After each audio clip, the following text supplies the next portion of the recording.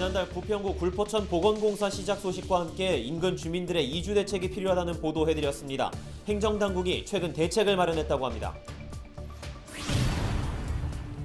김포시가 골드라인의 혼잡률을 낮추기 위해 14일부터 예비 차량 한 대를 추가 투입해 3분 배차 횟수를 기존 3회에서 16회까지 늘리기로 했습니다. 인천시 교육청이 지역 학교들을 전수조사해 교가와 교훈, 생활 규정 등이 남아있는 성차별 요소를 개선하고 있습니다. 부천 YMCA가 기후 위기 상황에 대비하기 위해 탄소 중립 자원순환 시민 활동에 나서기로 했습니다. 지역 분리배출 쓰레기 현장 실태를 확인하고 플라스틱 줄이기와 환경 정책 제안에도 나섭니다.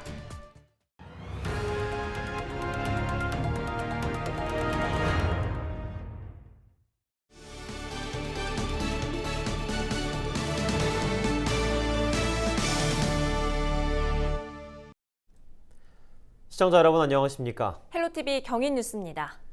첫 소식입니다. 굴포천 보건공사가 시작됐습니다. 참 오랫동안 기다려온 지역의 수건 사업인데요. 부평구가 새롭게 태어날 것으로 기대됩니다. 특히 이 사업으로 삶의 터전을 잃을 위기에 처한 주민들의 소식도 전해드린 바 있는데요. 부평구가 이들에 대한 이주 대책도 마련했습니다. 이재필 기자가 보도합니다.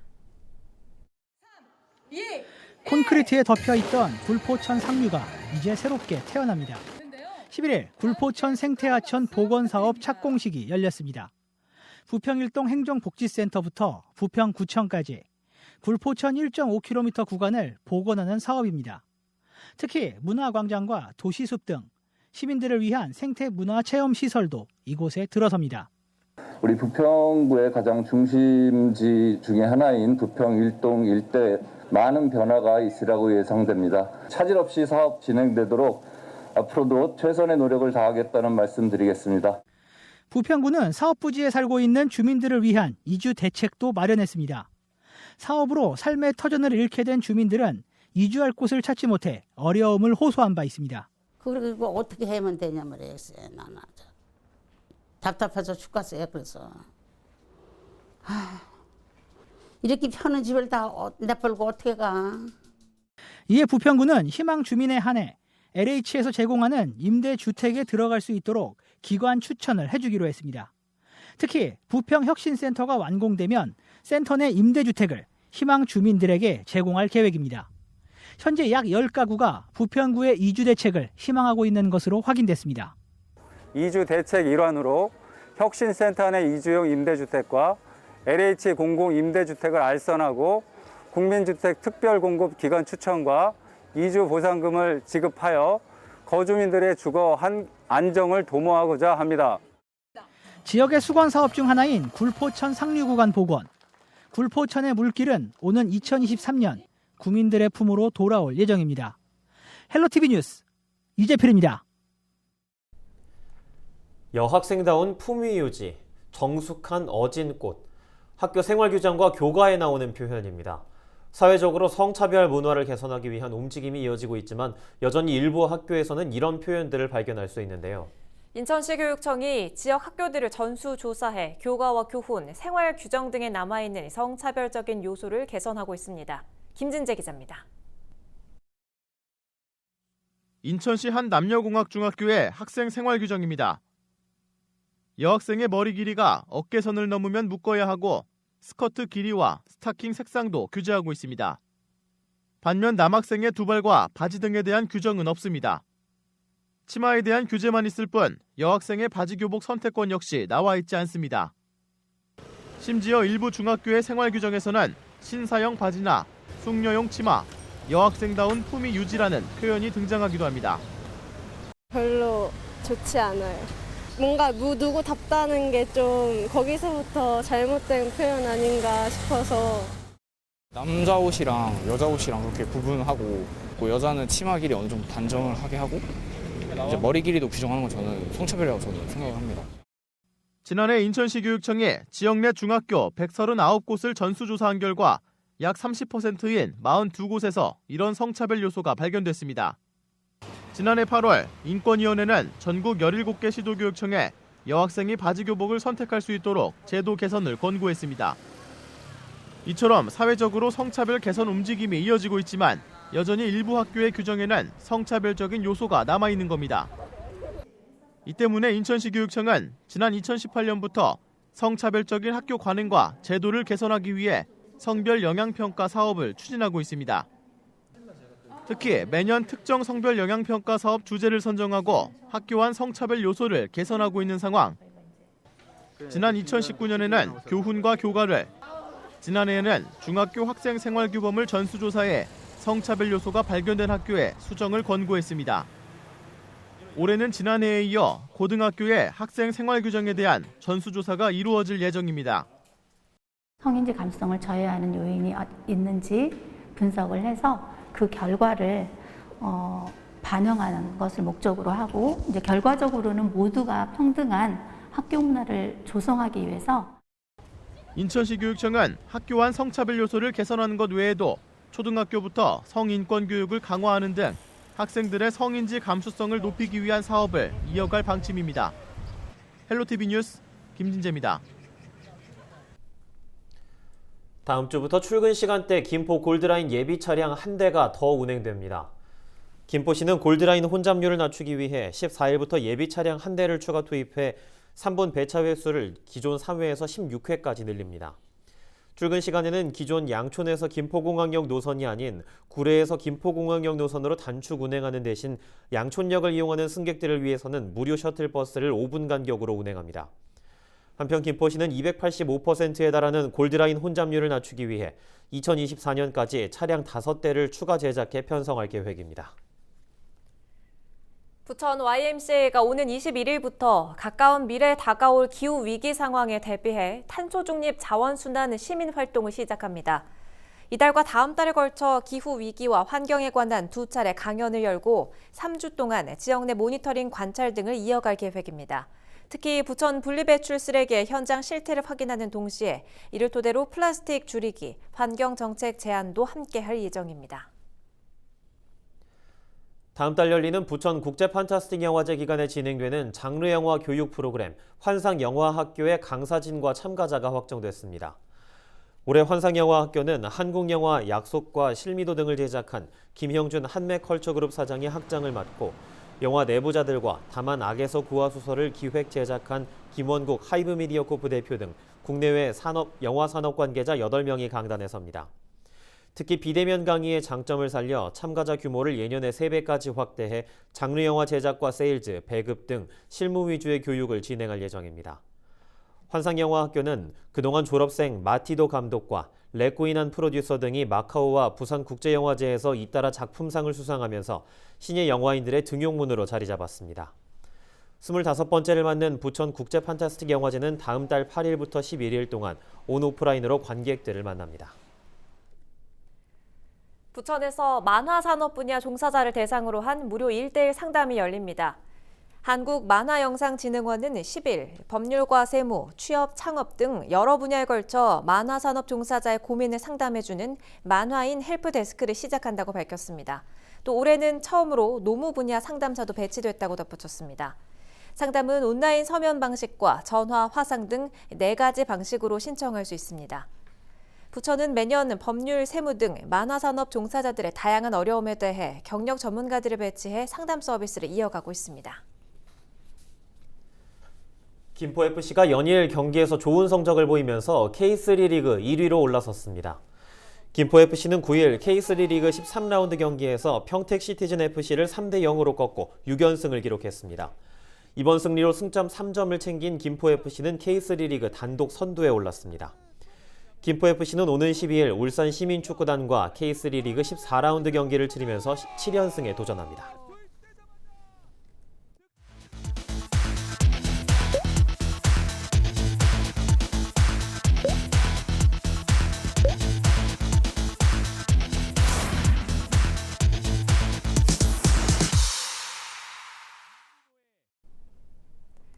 인천시가 10일 상생협력상가 8곳을 최종 선정했습니다.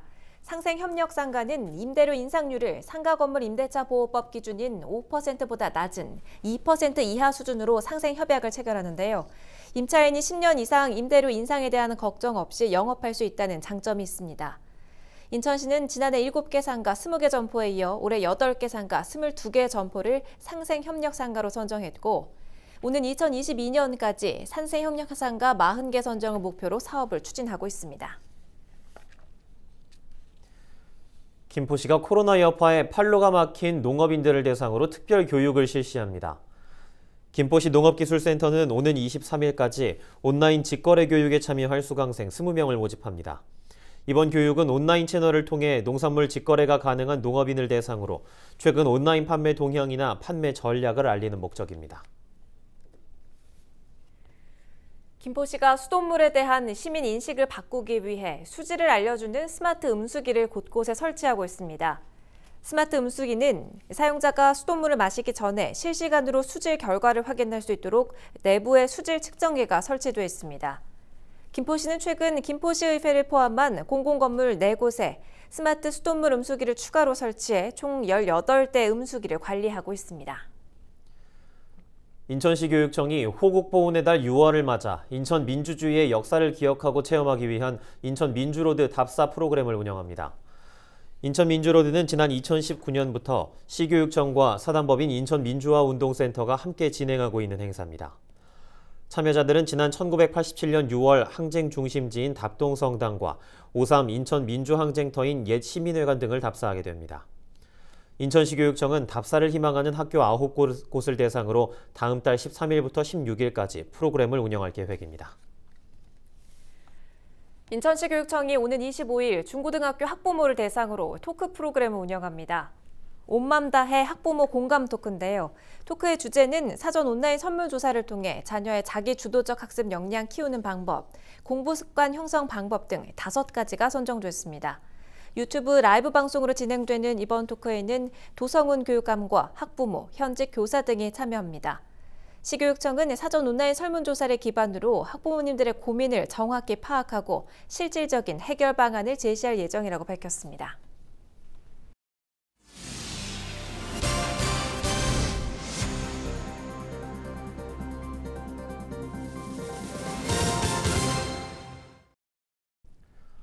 한 주간 어떤 뉴스들이 지역민의 관심을 불러 모았는지 살펴보는 시간입니다. 지난 8일 더불어민주당이 땅 투기 의혹에 휘말린 소속 의원들에게 탈당을 권유했습니다. 지명된 의원들은 억울하고 가혹한 조치를 하면서도 당의 결정을 일단 받아들이겠다는 입장입니다. 이세진 기자가 보도합니다. 더불어민주당의 탈당 권유에 땅 투기 의혹에 휩싸인 의원들도 입을 열었습니다. 김포갑 김주영 국회의원은 명의신탁 의혹부터 해명했습니다. 가족의 토지 매입과 오피스텔 취득 과정에서는 어떤 불법 행위도 없었다고 강조했습니다. 김 의원은 마녀 사냥식 의혹 제기라면서도 앞으로 조사 과정에는 충실히 임하겠다고 했습니다. 당의 탈당 권유에 대한 입장도 남겼습니다. 김 의원은 탈당은 가혹하지만 선당 후사의 심정으로 모든 의혹을 해소하고 돌아오겠다고 했습니다. 부천 정서영석 의원도 당의 결정을 수용했습니다. 다만 업무상 비밀을 이용해 부동산을 취득했다는 의혹은 부정했습니다. 서 의원은 이미 경찰 조사를 받고 결과가 나오길 기다리는 시점에서 탈당을 권유받은 것이 억울하고 답답하다고 소명했습니다. 당의 결정은 자신을 2번 죽이는 일이라며 강한 유감도 드러냈습니다. 그러면서도 서 의원은 당의 권유를 선제적 조치로 받아들이겠다고 했습니다. 결백이 증명되면 민주당 의원으로 돌아오겠다며 복당 가능성도 열어뒀습니다. 한편 민주당은 지난 8일 부동산 투기 의혹에 연루된 소속 의원 12명 모두에게 탈당을 권유했습니다. 민주당은 당을 위한 조치로 받아들여달라면서 의혹이 해소된 의원은 복당시키겠다는 계획도 남겼습니다. 헬로티비 뉴스 이세진입니다. 정부의 제4차 국가철도망 구축계획 공청회 이후 지역마다 노선 반영 요구가 이어지고 있습니다. 특히 인천은 서부권 광역급 행철도인 이른바 GTX D노선을 두고 주민들의 반발이 거센데요. 철도망 구축계획 확정을 앞두고 국민신문고에 접수된 인천 지역 민원은 2배로 급증했습니다. 김진재 기자입니다. 국민신문고에 접수된 인천 지역의 월별 민원 현황입니다. 올해 4월까지 5, 6만 건대를 유지하던 민원이 지난달 12만 7천여 건을 기록하며 2배 수준으로 급증했습니다. 전체 민원의 68%는 철도 등 교통 분야 민원으로 국민신문고에 민원을 접수한 인천시민 10명 중 7명이 교통 문제를 지적했습니다. 지난 4월 정부는 제4차 국가철도망 구축계획 공청회를 열고 김포시 장기동과 부천시 종합운동장을 연결하는 GTX-D 노선을 제시했습니다. 당초 인천시가 제안한 Y자 노선과 비교하면 대폭 축소된 노선입니다. 이 때문에 인천공항행 노선을 주장하던 영종과 청라 등 인천 서부권 지역 주민들은 반발하고 있는 상황. 인천공항경제권 시민연대는 차량 시위와 현수막 게시 등 노선 요구를 이어가고 있습니다. 특히 지난 2월부터 민원 릴레이를 통해 국민신문고에 접수한 민원은 8일 기준 6,200건을 넘어섰습니다. 김포와 인천 검단 지역 역시 이른바 김부선에 반발하며 강남을 거쳐 하남으로 연결되는 서울 직결 노선을 요구하고 있습니다. 지난 2일에는 김포 지역 더불어민주당 국회의원인 박상혁, 김주영 의원이 국토교통부 앞에서 GTX-D 노선 원안 사수와 서울 5호선 김포 연장을 주장하며 삭발 시위를 벌이기도 했습니다. 상황이 이렇다 보니 언론사와 민원 포털에는 출퇴근, 지옥철, 김부선 등의 철도 연관어가 김포와 함께 언급되고 있습니다. 정부는 이달 중 4차 국가철도망 구축 계획안을 확정할 계획. 노선 확정이 가까워질수록 철도망 반영 여부가 인천과 김포 지역의 최대 현안으로 자리 잡고 있습니다. 헬로티비 뉴스 김진재입니다.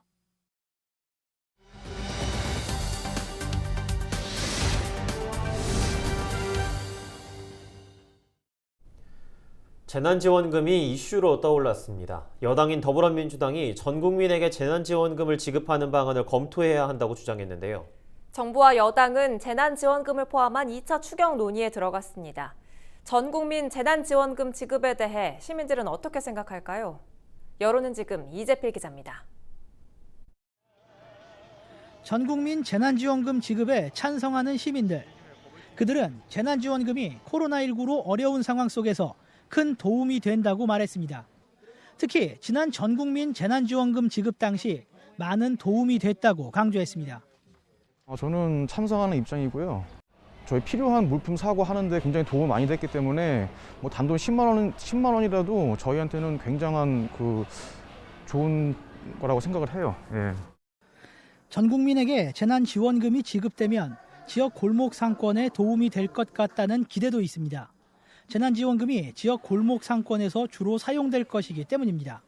실제로 한국개발연구원은 전 국민에게 재난지원금을 지급한 이후 약 36%의 소비 증대 효과가 발생했다고 밝혔습니다. 상인들이 나이 드신 분들이 많고 또 하루하루 또 어렵게 사시는 분들이 많아서 뭐 재난지원금 주면은 뭐 다들 좋아하실 거고 또 고객들 입장에서도 우리 시장을 많이 이용해 주실 거니까 저 좋다고 생각합니다. 물건 사시면서도 굉장히 망설여져요. 돈이 좀 아무래도 좀 여유가 적으시니까 살까 사고는 싶은데 돈이 없는 거야. 그러니까 좀 돈이 좀 풀리면은 시장에도 많이 도움이 될 거라 생각합니다.